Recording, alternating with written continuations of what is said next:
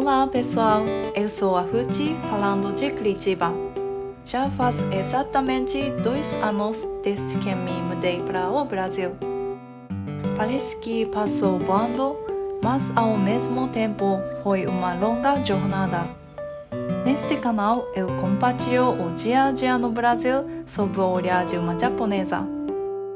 A partir daqui, o vídeo será em japonês, então se precisa, ative as legendas. ブラジルライフ。さて、先週末はイースターでしたね。ブラジルではイースターといえば毎年金曜日が祝日になるので3連休。そしてスーパーには鮮やかに吊るされたイースターエッグチョコのアーケード。もうどこに行っても目に飛び込んでくるので、まんまと企業の戦略にはまり、今年は一つ購入しました。夫がどうしてもこのフェレロロシェのチョコが良かったらしくって、スーパーをあちこち回ったんですけど見つからず、やっと近くのお菓子屋さんで残り1個だったものを取り置きしてもらって無事にゲット。それにしてもイースターエッグチョコって高いですよね。と思ってたら、こんな手作りの型が売られてたので、来年は頑張って手作りしようと思います。中にサプライズでプレゼントとか入れたら楽しそうだなーなんて考えながら、今からワクワクします。ちなみにこのお菓子屋さん、子供にとってはまさに天国のような場所で、店内はカラフルなお菓子でぎっしり。ブラジル版の駄菓子屋さんといった感じでしょうか。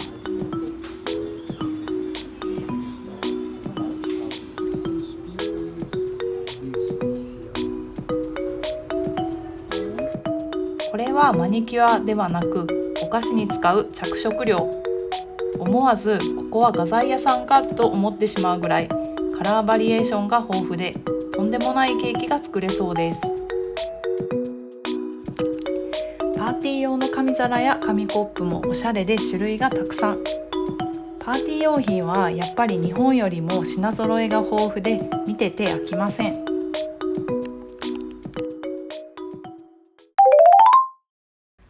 日本ではあまり馴染みのないイースター。日本でも10年ぐらい前から東京ディズニーランドでイベントが始まったので、なんとなく言葉だけは知ってるっていう方も多いですよね。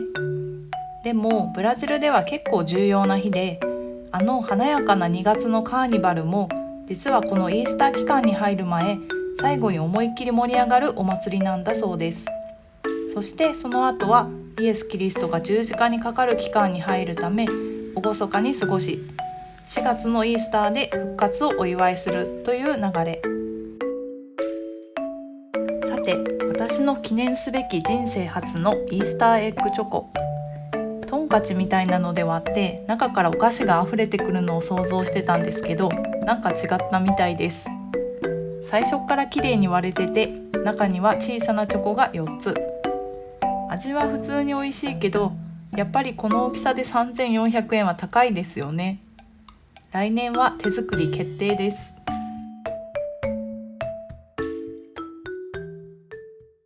ブラジルライフ。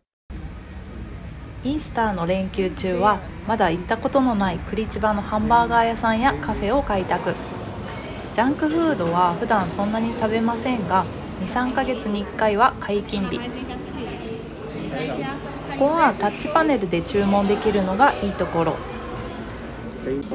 どうやって食べていいのかわからないほどの高さのバーガー。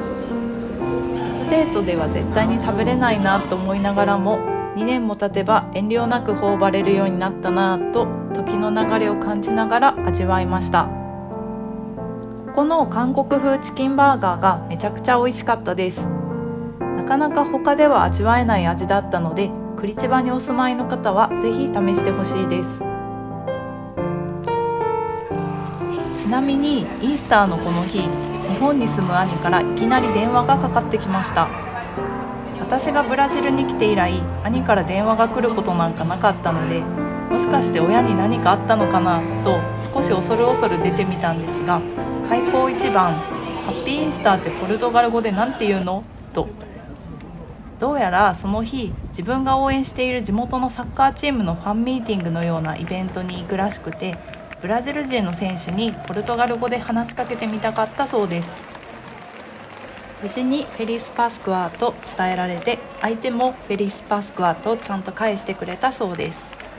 私も去年日本に帰国した際にその試合に連れて行ってもらったことがあるんですが、チームの中には何人かブラジル人選手がいて、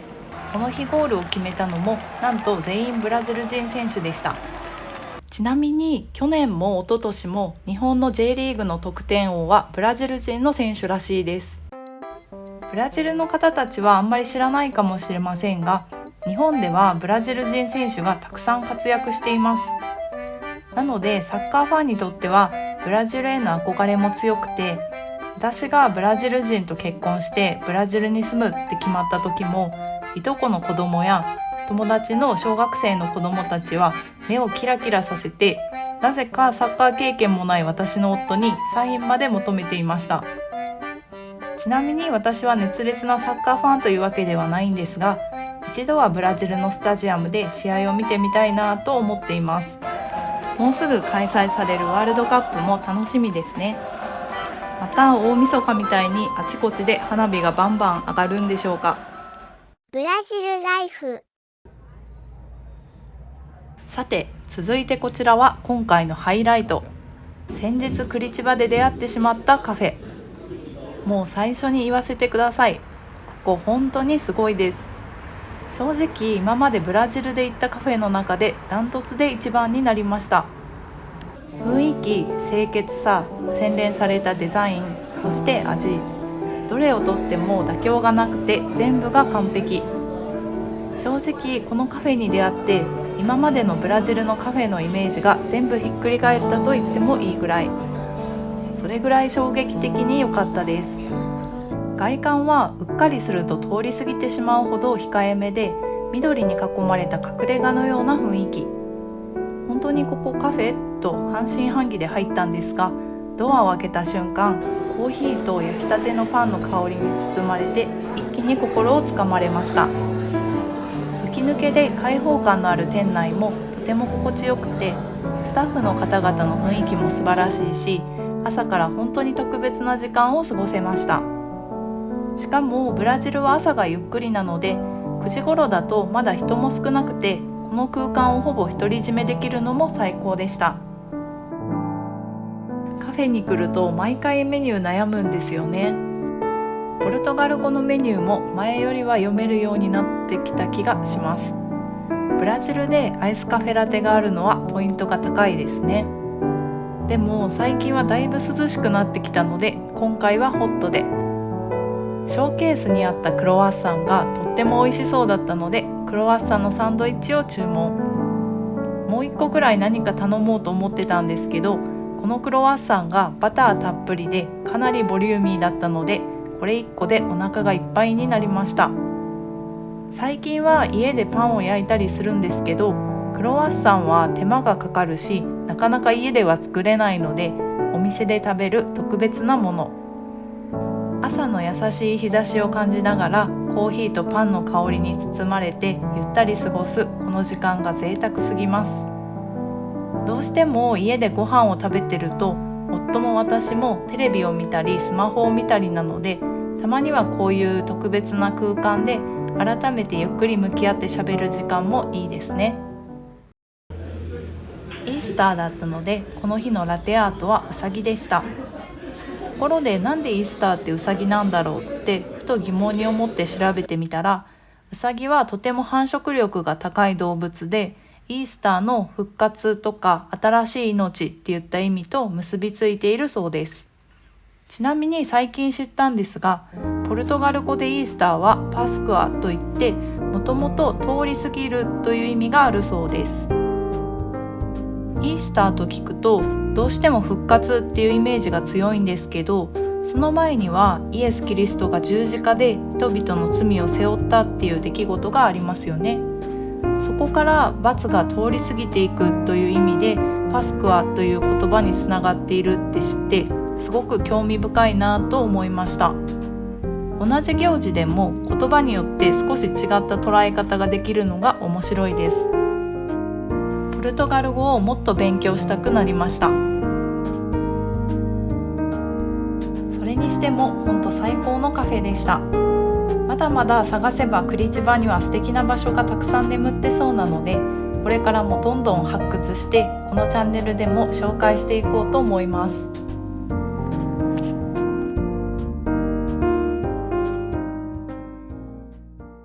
ブラジルライフ。さて、私事ですが、イースターといえばこの季節は私たちの結婚記念日でもあります。実は来週旅行を控えているので、今年の記念日は普通に過ごそうかなって思っていたんですが、やっぱり1年に1回の特別な日、何かしたいなと思い、サプライズでクッキーとピザを作ることに。ちょっと前にウォーキングデートにハマってずっと見てたんですけど、サバイバル状態の中でキャロルっていう女性が手作りクッキーを作るシーンがあって、何もデコレーションするものがないからとビーツでピンク色にして焼いていたのを思い出して、ハート型のクッキーにぴったりじゃんと思って挑戦。味はちょっと予想がつきませんが、こういうお菓子はとにかく見た目が大事。思ったよりも発色が良くてとても可愛く仕上がりました。最後はアイシングで仕上げ。何を書こうか迷ってたんですが、実は今夫は漢字を勉強していて、小学1年生で習う漢字から順番に覚えていってます。なので今までに覚えた漢字をクッキーに書くことに。ポルトガル語ももちろん難しいけど、使う文字だけで考えたら英語と同じ26文字のアルファベットしか使わないのに比べて、日本語ってひらがな、カタカナで100文字、さらに漢字なんて日常で使うものだけでも2000字ぐらいあって、とんでもない言語だなと改めて気づかされます。それでも毎日コツコツ暗記している夫に頭が上がりません。続いてピザ作り。結婚する前はピザなんて手作りしたことなかったですが、毎日の有り余る時間のおかげでいろんな料理に挑戦するようになりました。なんか昔友達とかと話していた時に、もし仕事をしてなくて時間を自由に使えるなら何をしたいって聞かれた時に、私は家でいろんな新しいレシピとか研究してたくさん新しい料理を作って誰かに振る舞いたいって答えてたので、今思えばすでにその夢は叶ってるなぁと気づきました。普段なんか美味しいものが作れるたびに、このレシピ YouTube のみんなにシェアしたいなと思うんですけど、なかなか撮影や編集が追いつかず、ゆくゆくはショート動画とかで料理チャンネルを作りたいなとは思っています。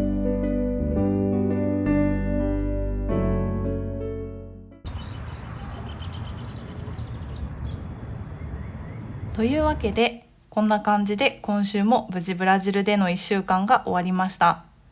皆さんはどんなイースターを過ごされたでしょうか。動画気に入ってもらえたらいいねとチャンネル登録で応援してもらえるととても嬉しいです。それではまた次のビデオでお会いしましょう。チャオチャオ。